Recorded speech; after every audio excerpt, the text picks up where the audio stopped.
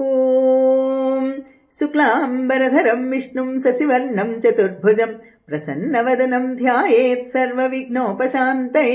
गुरुर्ब्रह्मा गुरुर्विष्णुः गुरुर्देवो महेश्वरः गुरुः साक्षात् परम् ब्रह्म तस्मै श्रीगुरवे नमः।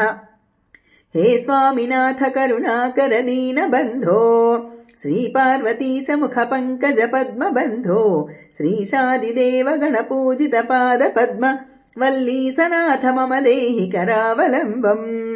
देवादिदेवनुत देवगणाधिनाथ देवेन्द्रवन्द्य मृदु पङ्कज मञ्जुपाद देवर्षि नारद मुनीन्द्र सुगीत कीर्ते वल्लीसनाथ मम देहि करावलम्बम्।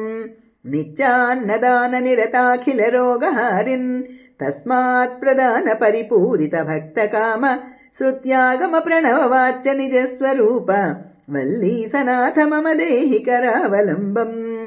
क्रौञ्चासुरेन्द्र परिखण्डन शक्तिशूल पाशादि शस्त्र परिमण्डित दिव्यपाणे श्रीकुण्डलीश धृततुण्ड शिखीन्द्रवाह वल्लीसनाथ मम देहि करावलम्बम्।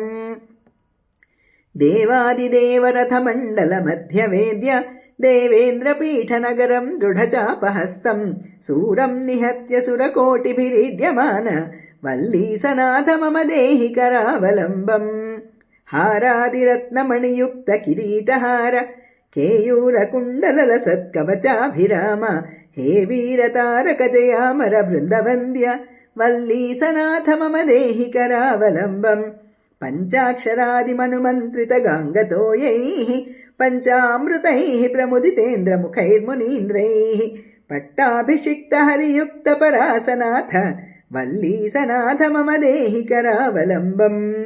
श्रीकार्तिकेय करुणामृत पूर्ण दृष्ट्या कामादिरोग कलुषीकृत दुष्टचित्तम् भक्त्वा तु मामवकलाधर कान्तिकान्त्या वल्लीसनाथ मम देहि करावलम्बम्।